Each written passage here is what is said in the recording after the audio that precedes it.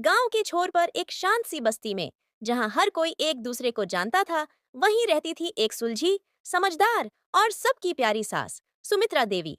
उम्र लगभग 60 के आसपास, लेकिन मन से अब भी जवान। पति का कई साल पहले देहांत हो गया था, लेकिन सुमित्रा देवी ने अपने इकलौते बेटे राजीव को बड़ा प्यार और मेहनत से पाला। उसे पढ़ाया, लिखाया और फिर एक सुंदर सी लड़की नीला से उसकी शादी करवाई। नीला देखने में सुंदर थी, पढ़ी लिखी थी, लेकिन स्वभाव में बहुत चतुर और थोड़ी चालाक भी थी। शादी के पहले कुछ महीने सब कुछ ठीक चला। सास बहू में हंसी मजाक, किचन में साथ खाना बनाना और मंदिर जाना सब हुआ करता था। लेकिन जैसे जैसे समय बीता, नीला का असली रूप सामने आने लगा। नीला अब धीरे धीरे बहाना बनाने लगी। वह अब रोज सुमित्रा देवी से झूठ बोलती। माँ जी, डॉक्टर ने मना किया है तेल खाने से। आज सर दर्द है माँ जी, मंदिर नहीं जा पाऊंगी। या फिर राजीव के पापा की पेंशन से घर चलाना सही नहीं लगता, हमें शहर चले जाना चाहिए। माँ, पापा का फोन आया है, वो चाहते हैं कि हम शहर जाकर रहें। सुमित्रा देवी हर बात समझती थीं, पर वो चुप रहीं। वो सोचती, बहू है, नई है, समय लगेगा। मैं माँ हूँ, मुझे ही समझना होगा।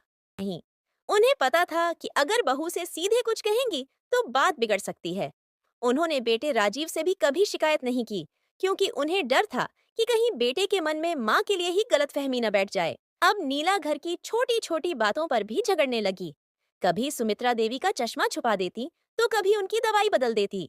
राजीव ऑफिस से आता तो नीला बनावटी आंसू बहाकर कहती, माँ मुझे ताने मारती है, मुझे तंग करती है, मुझे अच्छा नहीं लगता अब यहाँ रहना। राजीव बीच में फंसा था। एक तरफ माँ, जिसने उसे जन्म दिया और पाला, दूसरी तरफ पत्नी, जो अब उसका घर थी। धीरे धीरे नीला ने राजीव को अपनी बातों में ले लिया और माँ बेटे के बीच दूरियां आने लगीं। एक दिन गांव की एक औरत, गुड़िया चाची, ने सुमित्रा देवी से कहा, बहन, तुम क्यों सह रही हो ये सब? कोई और होती तो कब की बहू को घर से निकाल देती। सुमित्रा देवी मुस्कुराई और बोली, अगर मैं भी वैसा ही व्यवहार करूं, तो बहू और मुझ में फर्क क्या रह जाएगा? मेरा धर्म है इस घर को जोड़े रखना, तोड़ना नहीं। फिर एक दिन अचानक सुमित्रा देवी की तबीयत बिगड़ गई। डॉक्टर ने बताया कि उन्हें हाई ब्लड प्रेशर और थकान के कारण अस्पताल में भर्ती करना होगा। राजीव तब शहर के काम से बाहर था। जब यह बात नीला को बताई गई, तो उसने अनमने भाव से कहा, मुझे तो बहुत काम है, अस्पताल कैसे जाऊं? कोई और ले जाए माँ को। गांव की पड़ोसन शांता बुआ ने फिर सुमित्रा देवी को अस्पताल पहुंचाया। 3 दिन बाद राजीव लौटा तो माँ को अस्पताल में देखकर हैरान रह गया। जब उसने नीला से पूछा कि माँ को अस्पताल क्यों ले जाया गया और उसने जानकारी क्यों नहीं दी, तो नीला ने साफ कहा, आपके जाने के बाद सब कुछ मेरे जिम्मे था। मैं थक गई थी। राजीव को अब एहसास हुआ कि कुछ तो गलत है। सुमित्रा देवी अब ठीक हो रही थीं, लेकिन उन्होंने अब भी अपने बेटे से कुछ नहीं कहा। राजीव ने खुद पड़ोसियों से बात की, माँ की दवाइयां देखीं और धीरे धीरे पूरा सच समझ गया। उसे अब अपनी आंखों से दिखने लगा कि माँ की हालत नीला की उपेक्षा और चालाकियों की वजह से बिगड़ी है। एक रात उसने नीला से साफ साफ बात की। नीला, तुमने मेरी माँ के साथ जो किया है वो गलत था। अगर तुम यही चाहती हो कि मैं माँ को वृद्धाश्रम भेज दूं और हम अकेले रहें, तो पहले मुझे छोड़ना होगा। मैं उस माँ को नहीं छोड़ सकता जिसने मुझे जीवन दिया। नीला को अब अपनी गलती का एहसास हुआ। उसे समझ आया कि उसकी चालाकी ने न केवल माँ बेटे के रिश्ते को कमजोर किया, बल्कि उसका अपना घर भी खतरे में डाल दिया। उसने सुमित्रा देवी से माफी मांगी, उनके पैरों पर गिर पड़ी और कहा, मुझे माफ कर दीजिए। मैं बहुत लालची और स्वार्थी बन गई थी।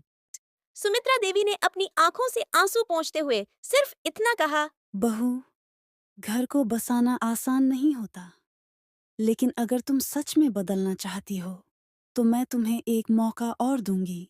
सिंगल नीला ने सच में खुद को बदला। वह सुमित्रा देवी के साथ रसोई में काम करने लगी, उनका ख्याल रखने लगी और हर जगह साथ जाने लगी। गांव वालों ने देखा कि अब सास बहू मंदिर साथ जाती हैं, हंसती हैं और एक दूसरे की इज्जत करती हैं। सुमित्रा देवी अब भी वही थीं, शांत, सहनशील और ममतामयी। और नीला, जो पहले कमीनी बहू मानी जाती थी, अब गांव में संभली हुई बहू के नाम से जानी जाने लगी। इस कहानी से हमें सीख मिलती है, सास यदि धैर्य रखे और बहू अगर समय पर सुधर जाए, तो घर स्वर्ग बन सकता है। झगड़ों में जीतने से ज्यादा जरूरी होता है रिश्तों को बचाना।